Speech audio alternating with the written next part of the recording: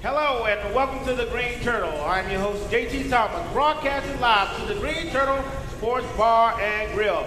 Ladies and gentlemen, here we are starting the opening season of the Mountaineers. We're starting off with a great new cast of folks here today. We got some high schoolers in the house, and we got our main man on the beach, Sean Manning. Guys, today, who do we have here? We got Benjamin Steele, Clay-Battelle High School, and we got Gunnar Brummage. I think I got that right, didn't I? Yeah. All right, ladies and gentlemen, we're going to take this opportunity to kind of really open things up and get ready for the Mountaineer season, as well as talk about some of the things that's going around in the high schools. Our featured team today, as I just mentioned, are Clay-Battelle CBs, correct? Yep. All righty.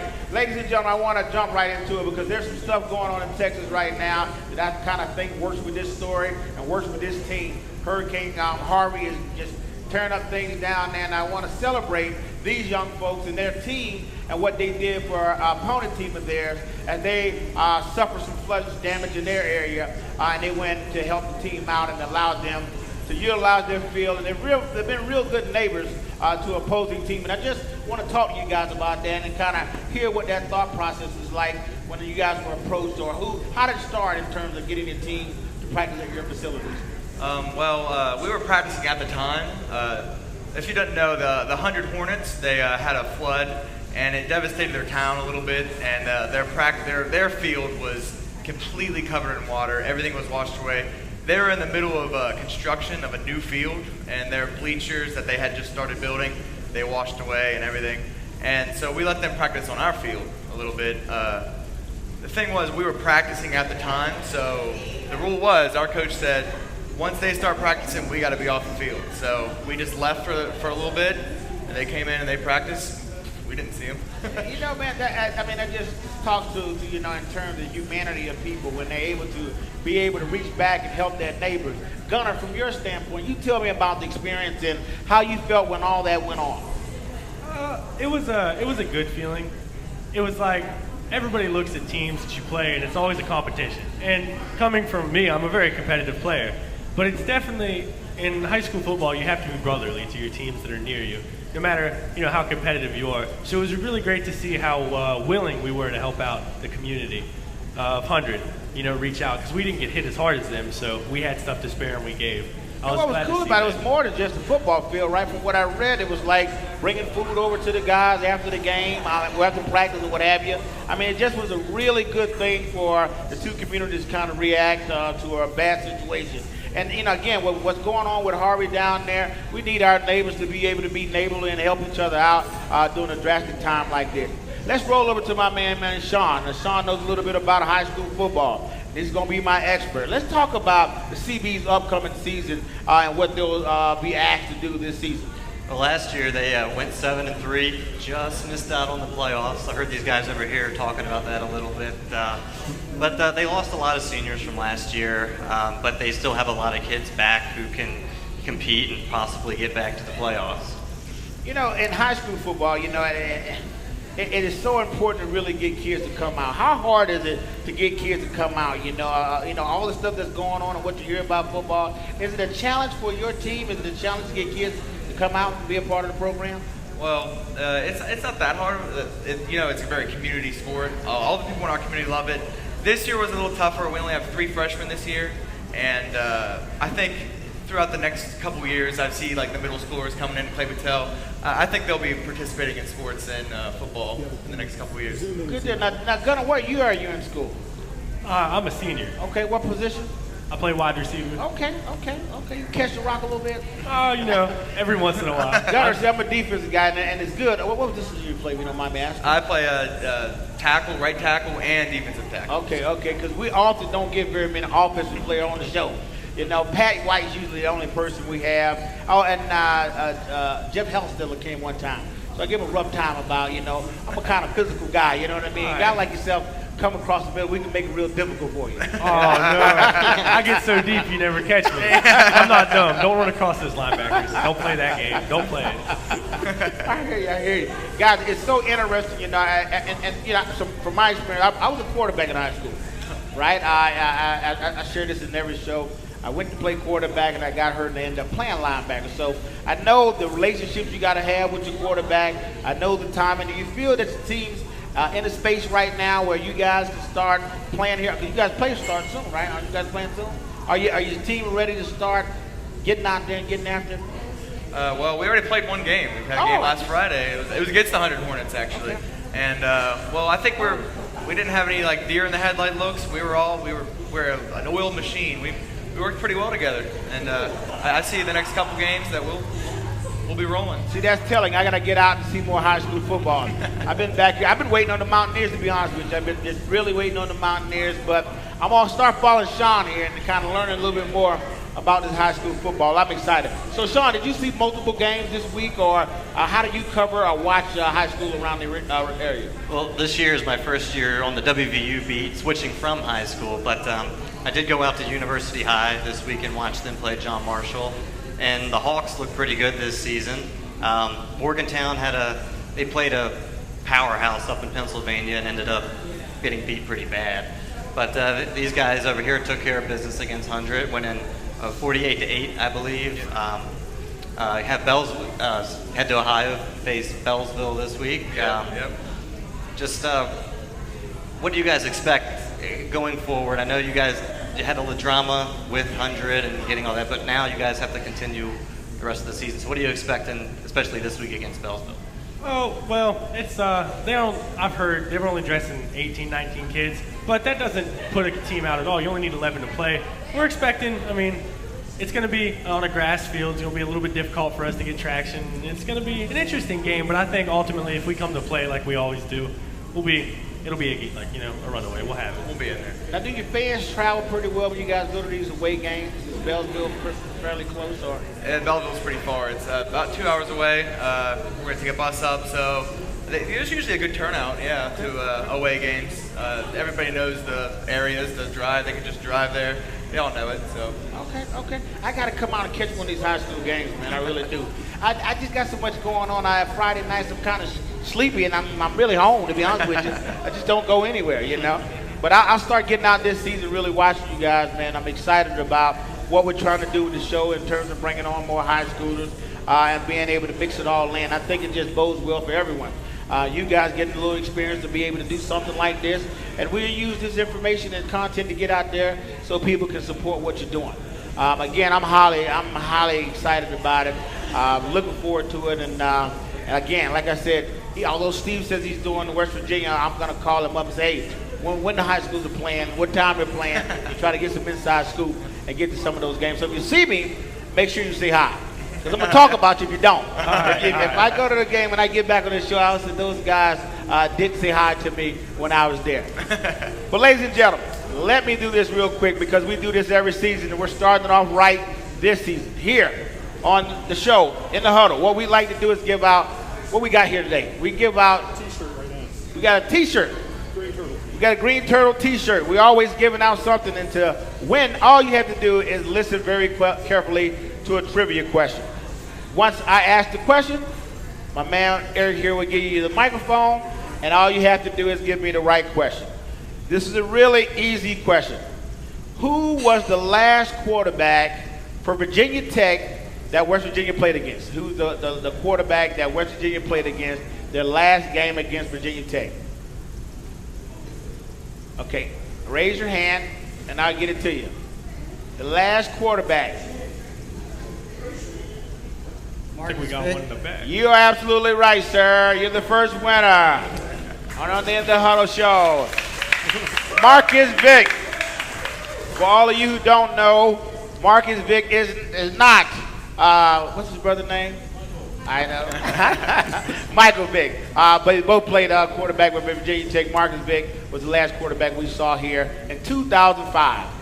All right, thank you guys again. I want to remind you, we're going to be here every Wednesday at 6 p.m. at the Green Turtle Sports Bar and Grill. Come on out. And if you can't catch us here, make sure you go to DominionPost.com and check us out on the sports section. Again, guys, let's jump right back into it. All right, guys, I'm going to keep you moving. All right, what I'm going to talk about now, and hopefully we can get into this WVU stuff, right? Coming off a 2-3 season last year, it's important for the Mountaineers to do well this season, but there's a lot of changing going on. And I know for me, the big question that I have is really not about the team. It's about how the fans are going to react to something that is kind of developing this year. What do you think about this new team coming out and having developed and kind of win over the Mountaineer fans? I haven't watched a whole lot of WVU football recently, but I did catch a few games last year, and I definitely think chemistry is going to be a big thing for them. They're going to have to, especially you say there's a lot of changes, and that's definitely difficult on a team when you have a close unit and then you lose a part of that. It's like, you take that piece of it out. So building chemistry, I'm definitely interested to see how well they play together. What you got for me, Benjamin? If I'm going to tie it to high school football, I know this year, how many starters did we lose last year? 9? We lost, 9. We lost 9 starters, so we had to start a whole new, fresh unit. We got back into August. When it came to August, we started working together, trying to get it tied in. I think if WVU can do that, they'll have a successful season. I agree with that. That's really the key, right? That chemistry. And the good thing about college football right now, Sean, and you'll know that a lot of these kids come in the springtime, right, which kind of gives them an advantage to jump start on plays and kind of gelling with the team.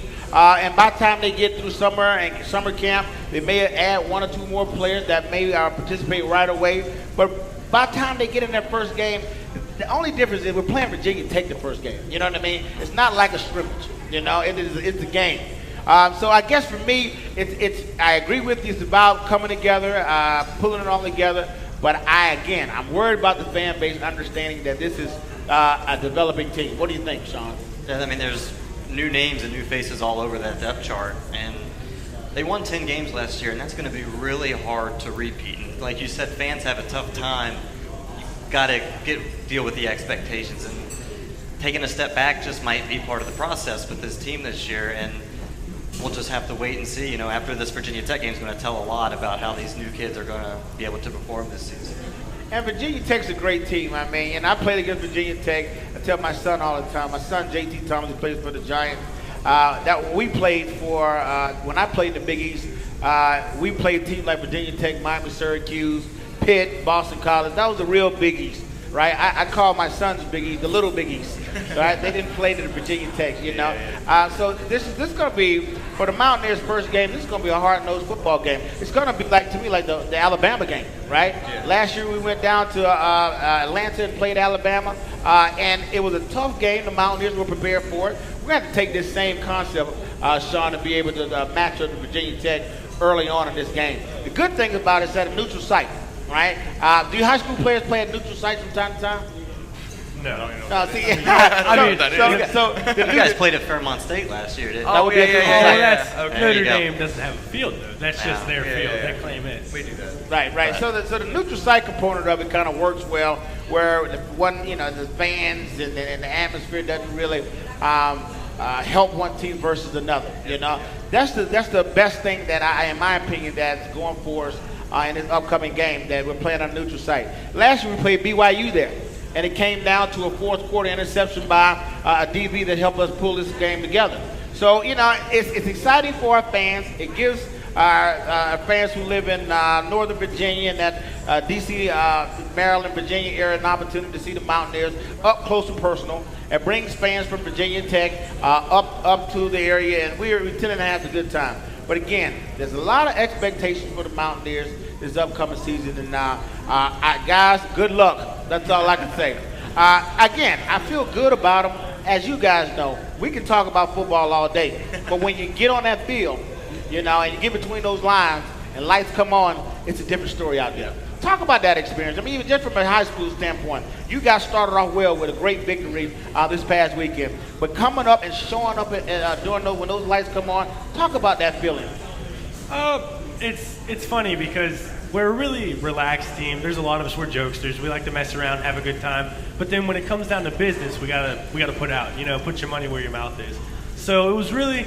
It was really an interesting. We had our white jerseys on Friday night, going into a home game, running out on our field, as the away team, technically. We're letting 100 play their home game on our field out of respect for what they lost and all the work they put in. So it's like, those lights come on, the fans are in the stands. I even get a different smell. It don't even smell like your field anymore. It's just, it's a good feeling, It gives you that vibe of a true Friday night football game. That's right. Talk to me about it. Talk about what it's like. Well, the first game of the year is always the nervous. You got to break the nerves, and throughout the year you get more comfortable, more comfortable. I think it comes down to when I hear if we get defense first or offense first. Because when I hear defense, I'm like, yeah. But if it's offense, it's like, ooh, let's see how this team is. Right. Just got to get settled in. First 2 minutes of the game is always to get the butterflies out of your stomach, and after that. Sean, are you hearing anything from the Mountaineer locker room or anybody that talks about this game and how you feel about after playing Virginia Tech with the last game being in 2005? Anybody talking about that? Well, it's funny because the fifth-year seniors, kind of the older guys on the team, were in elementary school the last time these guys played. So, the coaching staff has said they've tried to, teach these guys about the hatred that is involved with Virginia Tech. And, that comes from the coaches weren't even here either. Right, so they had to learn. They're fired up to get this rivalry renewed, and I think a lot of them have learned what's happened in the past and during those old Big East days. So I think they're ready, and I think most of them realize that what this means to the state and the fan base in general. Absolutely does. Absolutely. Man, let me tell you, Virginia Tech, West Virginia, I played here in 94 and 95. That was really when there was really good football going on in the Big East. Woo, we had such a disdain, a loving disdain, I should say, for Virginia Tech. It was just battle every time we played them, Going down there, whether we play them in Blacksburg or we bring them here. For me, I have to be honest with you. It was the worst game that I ever played in, right? I swear. I did well. I led the team in tackles, both teams that were there. Not to be just self-deprecating, talk about myself, but just to talk about how Virginia Tech played. So Virginia Tech linemen during my era, the linemen were no more than about 6'1", 6'2", right? You want the rest of the Big East, you're talking about Syracuse, Boston College linemen, 6'4" to 6'6", right? Yeah. So it's a huge difference. So when we would, as a linebacker, we'd come in and try to fit up against them on the run, support or what have you. It was very hard to really hit them, because they would kind of get you like right at your belt buckle, They weren't hitting you around your knees, and it would just cause you problems. And there was one legendary guy from West Virginia by the name of Puppy Wright. Puppy Wright just used to get tired of it, and he would dive over the top of the player because he wouldn't cut you, right? He wasn't cutting your ankles low. He was coming mid-waist, and it was hard to deal with. So for me, it was always a problem. I was my worst game, and then they out-schemed us. You jokers out-schemed us. Because what happened was, our coach, they used to play with this stand-up like tight end, right? This guy, he would kind of stand up, right? Well, it's no different than a tight end that bends over, right? So we end up putting like these DBs in there to kind of guard them. We kind of call it like our swap defense or what have you, right? Which left me susceptible because I was a middle linebacker, had undersized DBs on the outside of me. They weren't very helpful, They didn't fit up in the run, and we just kept getting beat. We just gained them up wrong. So Virginia Tech, West Virginia rivalry is one for the ages, and I think this border rivalry is something that it's going to be real interesting for our fans, and we're going to hear a lot of Mountaineers hooting, hollering, and getting after it. Ladies and gentlemen, it's that time again. I want to give something away. What we got? We got a beach towel. Oh, I love the beach towels, man. It's always nice to go and have a beach towel. Listen, guys, again, I'm going to give this trivia question. And if you listen to me, you may have this answer correct.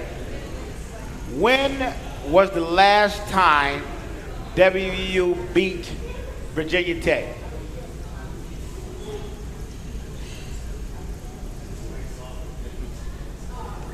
Make sure I was right. All right. So what we do in this case, you raise your hand, and I'm going to give you some multiple choice. Okay? 2005.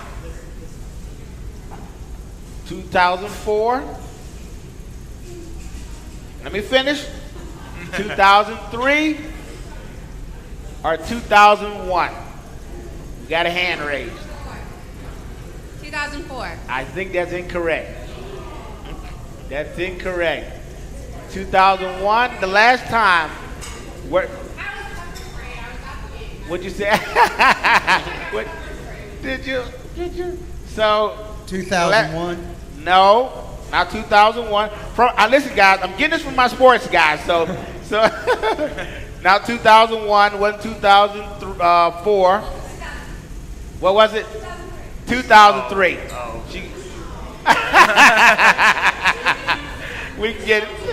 Rock, paper, He had scissors. it. Okay. You got 2003. Yes, that was the last time West Virginia defeated the Virginia Tech Hokies. 2003. Guys, keep listening to these questions. I'll be throwing out stuff all day long. But again, all you got to do is come down here and you can win some of the stuff that I'm giving away. And I'm telling you, these gifts get really good.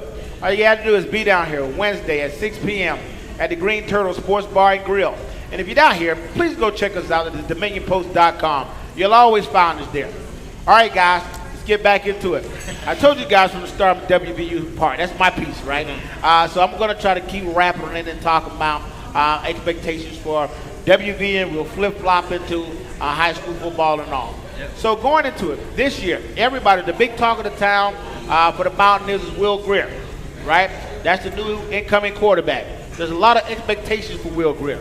Coming to the transfer, coming from Florida, set out last year, put up great numbers while he was at Florida. There's a huge bag on his shoulder, Sean, to be able to produce for the Mountaineers this year. What do you think? I think that bag might be a little too big to a lot of WVU fans. I mean, they're expecting the world for Greer to come out and just light it up. But I think people need to temper those expectations a little bit. I think he fits into this offense a little bit better than what Skylar Howard did. So I think he can have a great year. Has a lot quicker release, three-step drop, something that Howard just wasn't very good at. Yeah, I think WVU fans really need to know Heisman this season. But I do think he's definitely going to have a very good year, and like you said, he's going to be absolutely crucial to their success this season. And that's been the mantra of the Mountaineers in the last couple of years. We've been getting guys, two-year quarterbacks who've been coming in. And, they may struggle a little bit their first year, but by the second year, they're shooting lights out. I think Skylar Howard right now has the passing record, or close to it. I mean, he's sitting pretty high. Top five, okay, passing record. In 2 years, this is a guy who wasn't expected to play right away. So I'm sure Will Greer will do quite well in the future. But as Sean just said, let's give him time, folks. Please don't boo. Please don't give him a rough time. Let him come into the Mountaineer and be embraced by the Mountaineer family. Guys, talk about that. So we got a young guy, young quarterback, transferring in a lot on his shoulders. From a high school standpoint, is that big for a guy when you dealing with a young kid? Talk about it. Oh yeah, this year we lost our quarterback from last year, so we got a new quarterback this year. He's a younger guy, sophomore, junior. Sophomore. And he's coming in and he's got big shoes to fill. Tanner Burnett last year, he did real well for us. He had a big arm, he could throw it, he was very accurate. But I think Seth, what he brings to the table is he can throw those short passes, he sees the gaps and he fills them. One thing that he's struggling with right now is learn the plays. That's a big thing that he's got to do. He's got to know where what the pass play is built for and where you need to throw it for that play, where you need to look. I agree with that. I generally think that Seth, being his age, is a big factor in this. He's not the biggest guy out there, and he's definitely not the tallest. But what year is he? He's a sophomore. Okay. And that's something that people, anytime we talk about quarterback, I'm always hearing, oh, he's not big, he's not tall. You're like, what does he bring to the table? That's not, I'm telling you, Seth can put the ball in my hands. Just like Tanner last year, me and Tanner had a connection. We linked up a lot of games. I remember 3 or 4 games. Sean, correct me if I'm wrong, we hooked up first play of the game, touchdown. Me and Tanner, 60-yard, 70-yard passes. Now, I don't expect that from Seth because not, the age difference, not quite the arm. But I expect a lot of good completions, a lot of good positive plays out of him. Another thing we have, I don't know what WU has this year, but we have a backup quarterback. Our backup quarterback is also a sophomore, and he's got the arm. He can throw it 50 yards if he needs to, and he's really preparing this year. I remember a couple years ago, we were playing Cameron, right? Cameron, and it was the year we went to the playoffs. We made it to the semifinals. We had our starting quarterback get hurt, second string quarterback get hurt. third string quarterback hurt, and my brother Elijah Steele had to play fourth string quarterback in a varsity game. Wow. And, yeah. That was the first high school football game I ever covered. Really? I remember they had Logan Rout was their quarterback that year, wasn't it? Was it? Logan Rout, the 6'10" kid who's now on the WVU basketball team. A 6'10" guy playing quarterback. Big target for a defensive guy. Woo. Well, guys, it's the good thing about it, all this translates, right, in terms of the same challenges young quarterbacks in high school have. In terms of, I think one component we didn't talk about is for a quarterback, whether it be young or new coming to a team, is winning over that ball club, right? That person that has to, whether it be on the high school or the college level, they have to build and be able to win over that ball club to say, hey guys, follow me. You got to be able to follow me. That's one thing that people talked about when they talked about Skylar Harder. Regardless of where he was in terms of physical ability, they said when he stepped on that field, he was able to command attention and he took over that ball club. So I'll give that nod to young sports players out there, for young football players out there at the quarterback position or wherever. You got to find a way to win over the ball club to be able to be productive and help your ball club out in any way we can. So again, that's the same message for West Virginia. Greer got to come in, forget whatever went on at Florida and where he was in Florida. He has to be able to win the Mountaineer faithful over and win that locker room over and be able to say, hey guys, I'm going to be able to get it done for you. That was the attitude of Skylar Howard.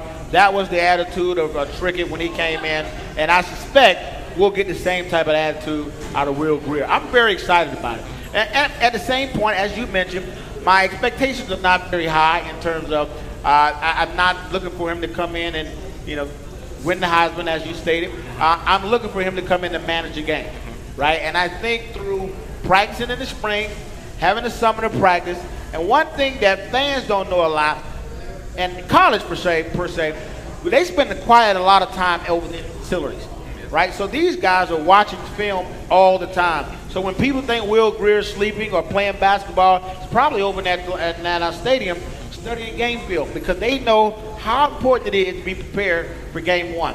And I'm thinking in high school there may be some regulation where you can't spend too much time. Not really. No, we have our school has. We get laptops every year that we use, and like 3 or 4 years ago, they've started when we got them. Our coach set up this thing called Huddle, and it's where you can watch film, and the coach can post the play on the thing, and we get on that every opportunity we can, every free time in class. We watch the film, see we got to watch our guy. That's great. That's actually I never thought of that. I knew about Huddle, but I didn't think about they supply us computers and you're able to. That is awesome. That is some getting educated. I think I'm gonna like this high school combination thing. I'm learning some stuff around here. That's really cool. That is really cool that you get to see Huddle. And because I use Huddle, right? When I coach Little League football, you can watch it on your smartphone, right? You can always keep it with you. It's always accessible to the players as well as coaches and opposing teams. That's pretty cool, Sean. I didn't know that. But again, there's a lot of time and effort put into football and putting to players going out there and getting things going. Eric, is it that time again? It is that time. Ladies and gentlemen, it is time for us to give something away. And again, I'm going to remind you, all you have to do is come down here every Wednesday at 6 p.m. and you'll win something. All right. Here's a good question. What do we got here? Another Green Turtle t-shirt. Okay. This is an easy question. Boy, if you don't pop your hands up on this one, I don't know what I'm going to do.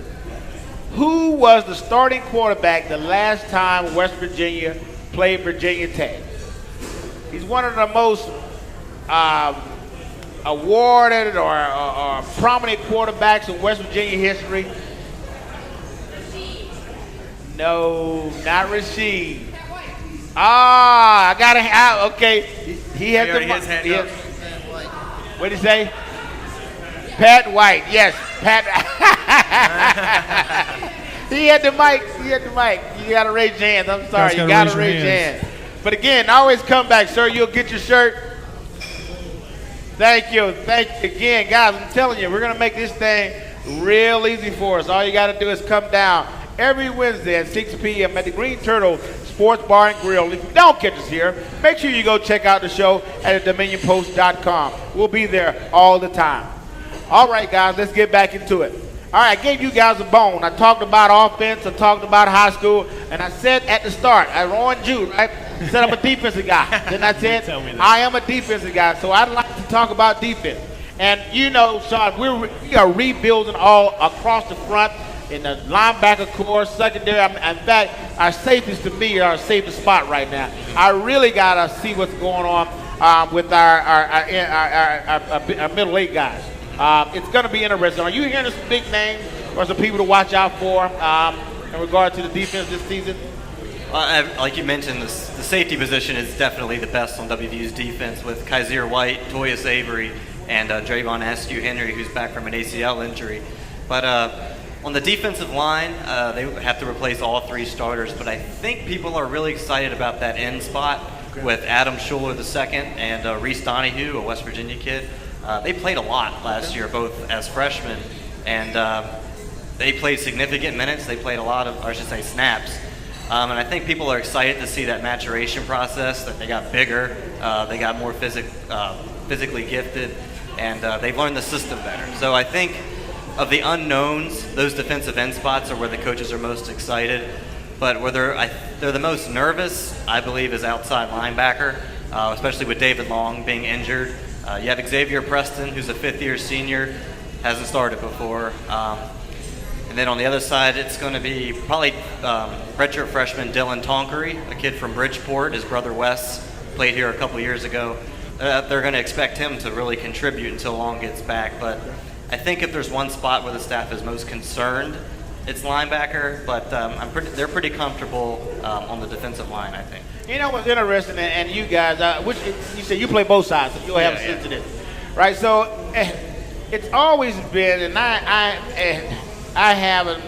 I mean, I'm an old 4-3 guy, 5 front guy, odd knee front guy. We run this 3-3-5 funky defense, right? Now, one thing that my son played this 3-3-5, and if it's working, it's on, Sean. When it's working and everybody understands it, it is on, right? The tough part is, my son told me when he played, it takes 4 years to learn the system. It's a tough defense to play. As you mentioned, Xavier Preston been a 5th-year senior. He'll probably be the most seasoned guy in terms of knowing what to do all the time.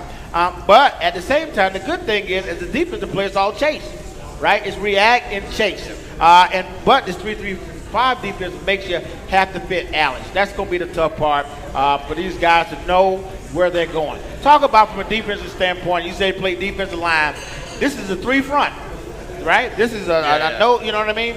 It's guard. Yep. Right. You know, that's a challenging front, which means you got to have linebackers filling those gaps. You know, talk about how difficult. Make the fans understand how difficult that is. We tried to run a 3-man front one time, and I think what we tried to do was we tried to get the tackles to fire the gap, and then there was a double team, and then if they ran the ball right there, the linebackers fill the hole. You say the linebackers are weak, that's going to be a tough thing to do. They need to get their heads in there and tackle the running back. It's the darndest thing to me because it's the thing about it. What I do have faith in, I have faith in Coach Tony Gibson, right? I love the guy. The guy just makes things happen in terms of he gets guys to play above the grade. You know what I mean? So I have a lot of faith in what he's able to do. The key is being able to get these kids up week in and week out. And guys, I know you can do it. Again, as a defensive guy, I know for us it's more about chase. It's more about fitting up. And we do that. And another thing is to not overplay your position.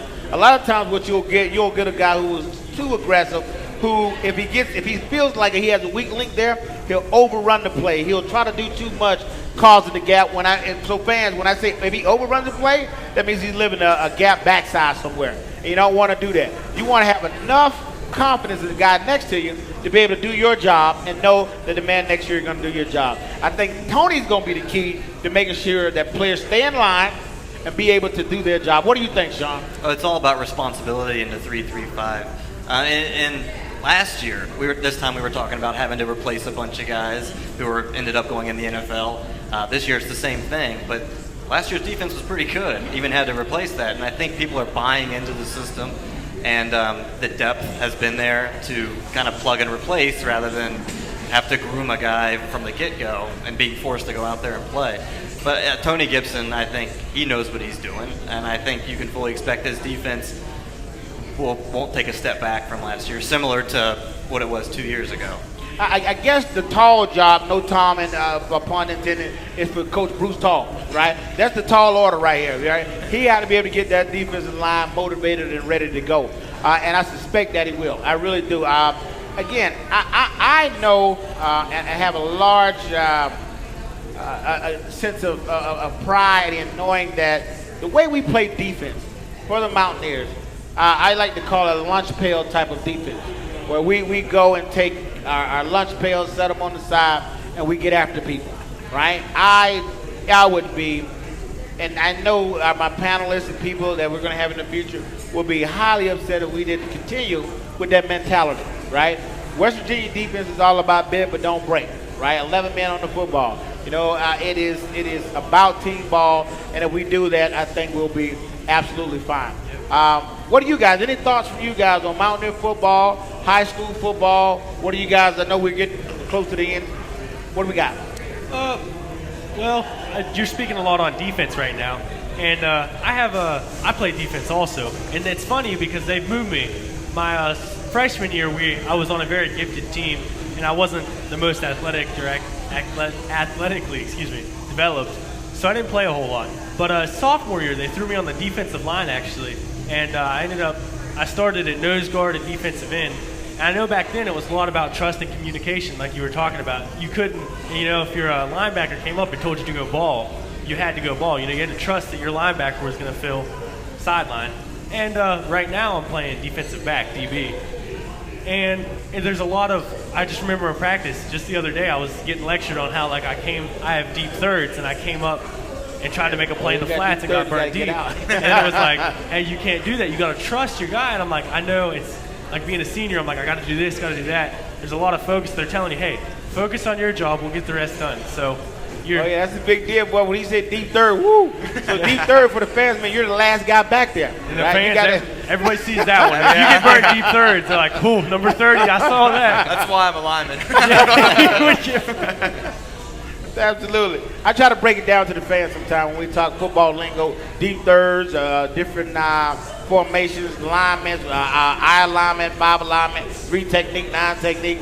Break it down for the fans. And some people are like, what are you talking about? But that's what this show is good about. We're good about talking and kind of teaching fans a little bit about the game if they hadn't heard much. We got something else to give away over there? All righty. We got something to give away. I'll let you give that away. And this question is going to be so easy. I keep saying questions are easy, but to get these questions, you got to be here at the Green Turtle Sports Bar and Grill every Wednesday at 6 p.m. All you got to do.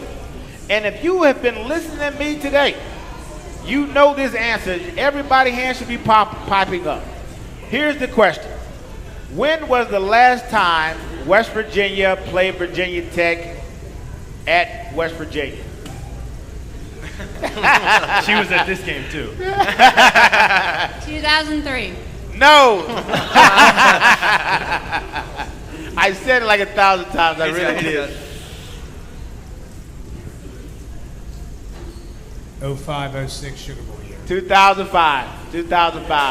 That was the last time West Virginia played Virginia Tech. And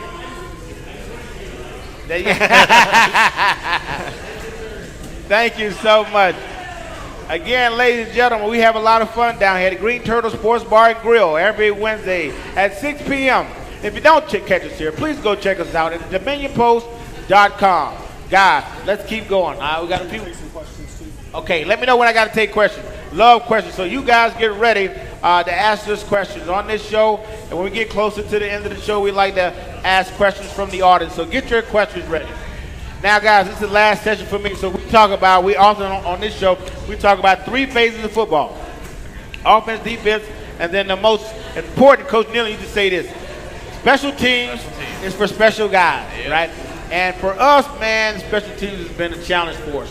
What do you think about special teams, Sean, before I get after it? Well, I said earlier that punt return has been a black hole for this team for the last 4 years, since Tavon Austin left.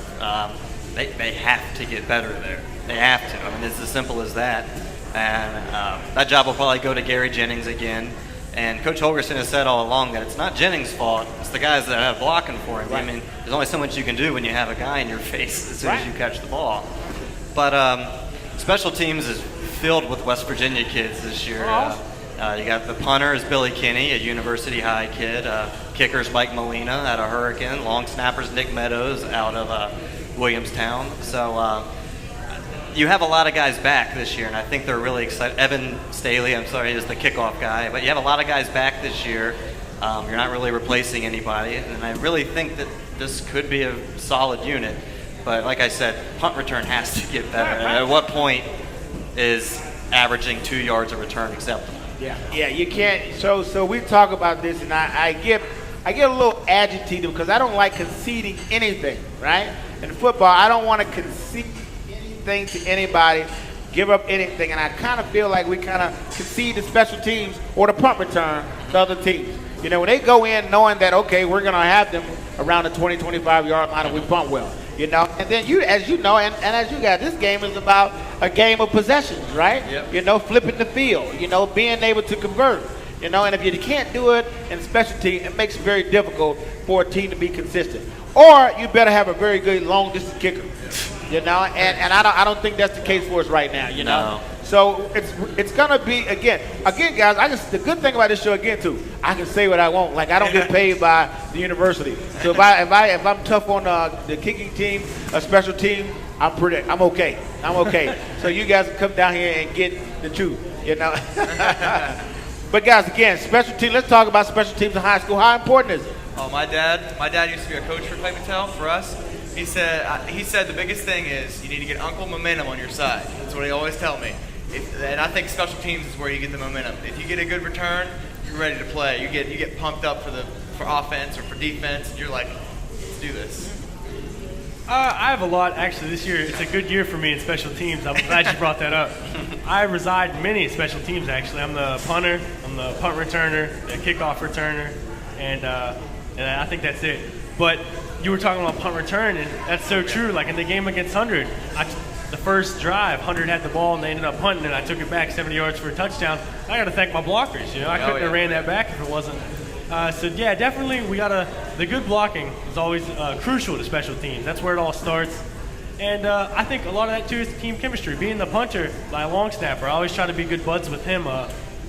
It's, you know, I gotta trust him. That's like, hey man, if he gives a bad snap, don't worry about it. It is just so critical, in my opinion, for the special team to do better.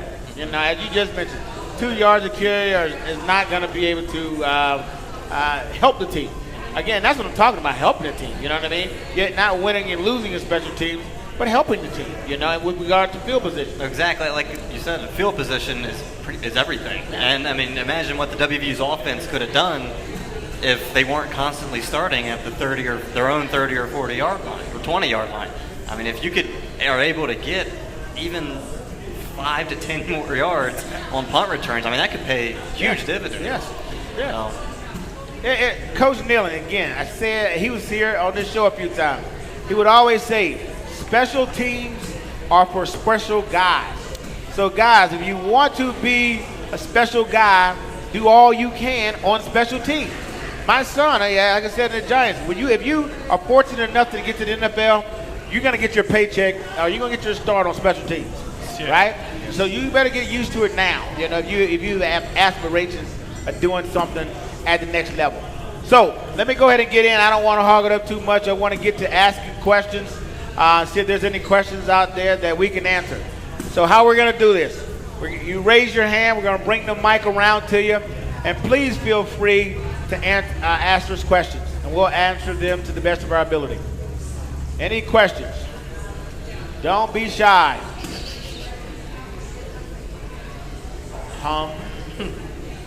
Bueller? Pam, where's your husband? I know your husband's good for answering questions. He'll ask a question. You got a question, Eric? What's your guys' prediction for the weekend, for the game? Prediction for Virginia Tech, West Virginia. What do you guys have? Talking score? Score. I have no idea. I don't know a whole lot, but I'll tell you. I'm gonna say West Virginia 21, Virginia Tech 14. What do you think? West Virginia 28.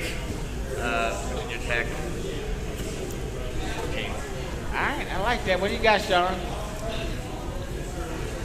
Virginia Tech's defense is very good under Bud Foster. He's been there 30 years. That secondary has NFL talent all over the place. They're very similar to WVU. They lose a lot in their front seven. But they're starting a redshirt freshman quarterback, Josh Jackson, who's never taken a snap of football, college football in his life. And I think that's the difference in the game. So I'm going to say West Virginia 28, Virginia Tech 24. 28-24, and I hate predictions. I hate those questions. I hate because this is getting taped, and I got to come back and answer them again. So I'm going to say 28-14, West Virginia. There you go. All righty. We got a question over there.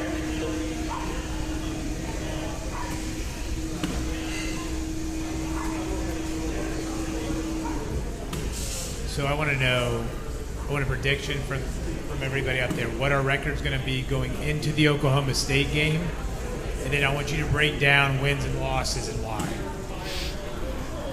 That's a big time question. He said he wants to know what our record will be going into the Oklahoma State game, and wins and losses and why.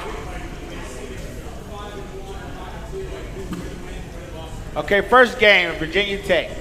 All right, so going into, I think the first two games, if we win the first three games, we head into the Big 12 season okay, right? Starting off, who do we go to first at the Big 12? Kansas. Oh, so we're good there. So we're going to season 4-0. Right? Confident. Look, sir.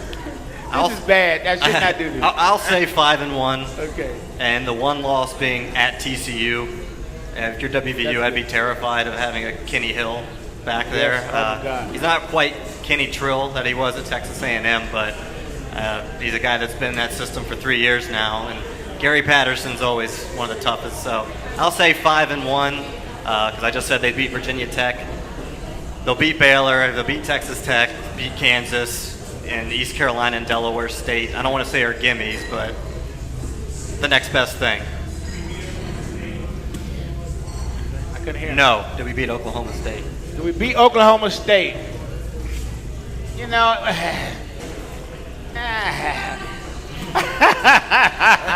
Putting you on the spot. I hate to bet against my Mountaineers. I just hate to do it.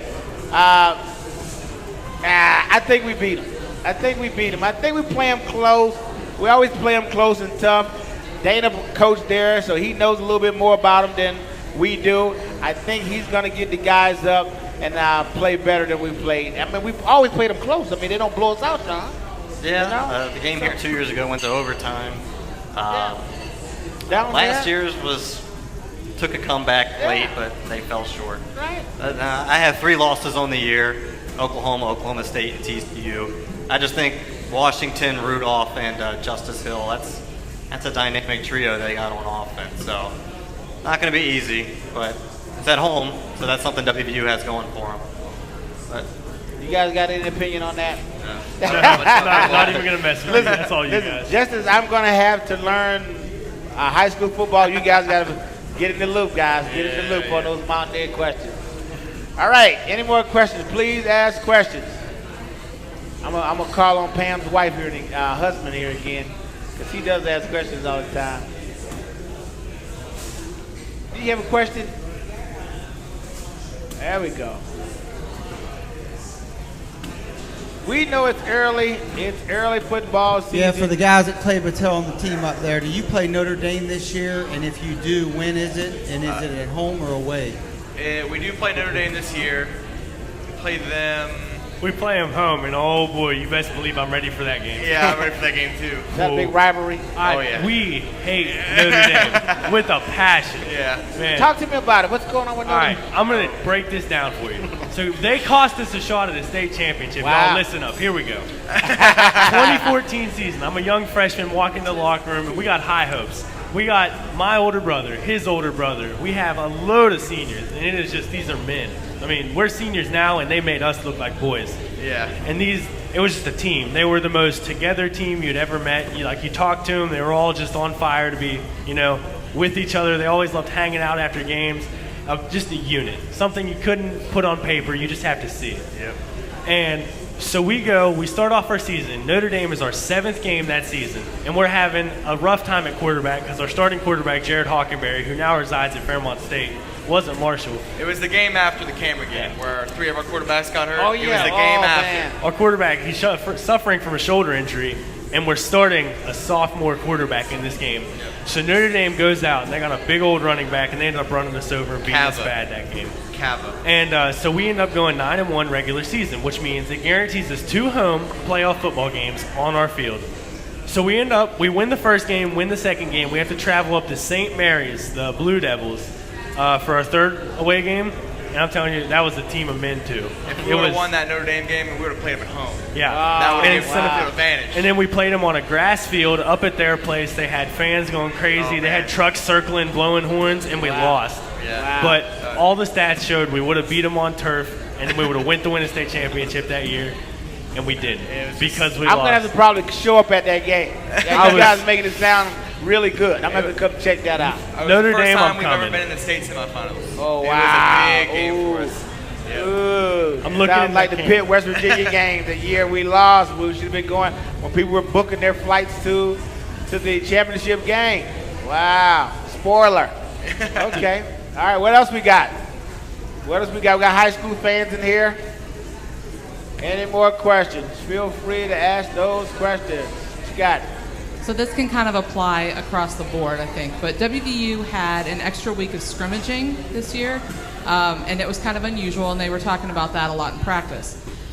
So how do you think that extra week, I know a lot of them were talking about how they were kind of tired of hitting the same guys, and they knew at some point what the other person was going to do. So how much do you think that extra week of practice would help you guys, when you're getting ready for your season? How much do you think it helps WVU? Oh, it gives the new players a look at what a real high school football game looks like, or a college football game. It gives them a real look at what it is, with the intensity, the speed. It gives them a little look under it. And our second scrimmage we went into, we have like a whole new line. There's 2 people coming back from last year, and all freshman people. And we hadn't got a good look at the blitz yet, how to block the blitz.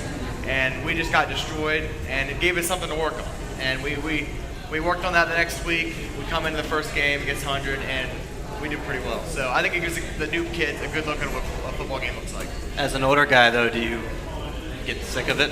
I mean, in high school, you guys have the 3 weeks where you're constantly banging up on each other, and then August you have 4 weeks where you're constantly banging on each other. Does it ever get old?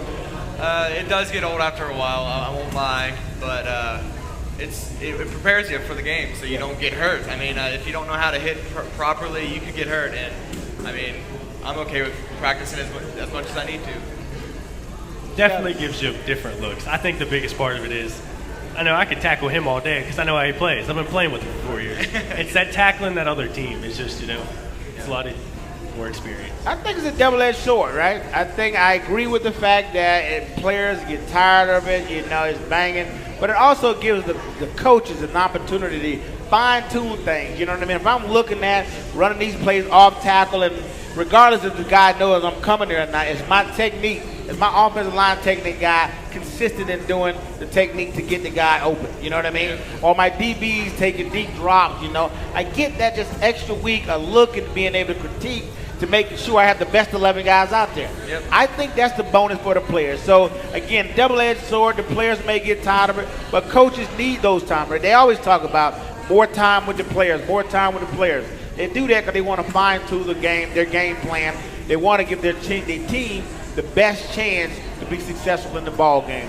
So, again, I see the pros and cons of it, and I'd be for it opposed to being against it. Thanks for that. That was a great question. Yeah. Great question. Any more questions? Yes, questions. Love the questions.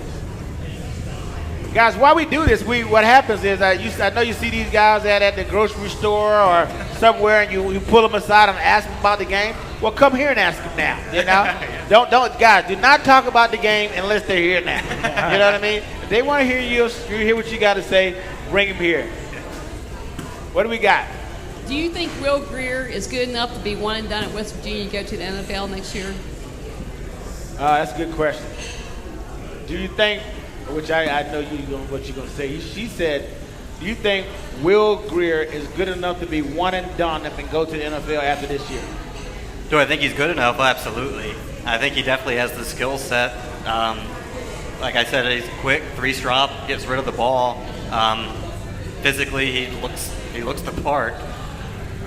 I don't think he will be. I think he's going to play next year. But there's guys leave early a lot. Look at Gerard Evans at Virginia Tech. He had a really good year his first year with Virginia Tech last season, and he left and ended up not being drafted. So, it's a double-edged sword. It just depends on a lot of the advice these guys get from agents, from everything, scouts. I think he's good enough, but I don't think he will. Hope that answers your question. It's interesting that you guys set out for a long time. You set out for a while. To be ready for the NFL right away. They want to see game film regardless of who you are. They want to see game film. It has to be a need in the NFL. If there's a need in the NFL for a college quarter, they may go after. It makes sense to money after. But as you just stated, I think he'll stick around. I think he wants to play college football for a while. He wants to prove himself. I think he'll be okay. All right, guys, you got anything? Does Will Greer stick around? All right, I think he will. I think he will. I agree. I'll take your opinion. Okay. Yeah, we'll take your word for it. All right. That's great. You're smart guys. Go down the show. All right. Yes, I think, guys, again, I just want to remind people, come on down. Check us out at the Green Turtle Sports Bar and Grill. We'll be here every Wednesday at 6 p.m. And again, we've expanded the show to include high school players. We expanded the show to have more people on. Last year, I thought we had a good job. We had Coach Nealon on. We had Jeff Hosteller on. We had all sort of people. We had guys from the 60s on. We had Coach Dunlap on. We had people come in and be a part and kind of tell their story. So, guys, again, if you don't get us here, make sure you go check us out at thedominionpost.com. Until next time, huddle up.